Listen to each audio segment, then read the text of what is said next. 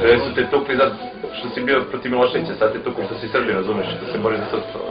Odeš u Novi Sad, kaže ti marš u Beogradski pašaluk, razumeš, staviš mu onako, razumeš, on ti bije pedrekom po glavi, ti ništa, šta mu možeš, razumeš, suprotstaviš mu se, on te samo povlače, ono kao, ma pusti budalu, ne možeš mu ništa.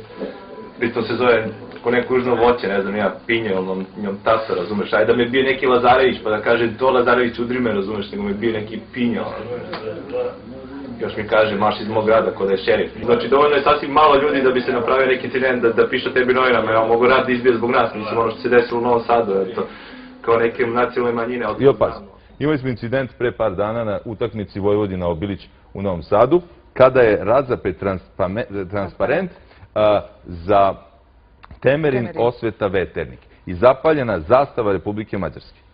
E sad, to je sve lepo i krasno, uz malu činjenicu. Tada je policija intervenisana, uhvaćeni su počinioci, ispostavljaju se da su svi počinioci iz Beograda navijači Obilića koji su autobusima došli na stadion Vojvodinu u Novi Sad.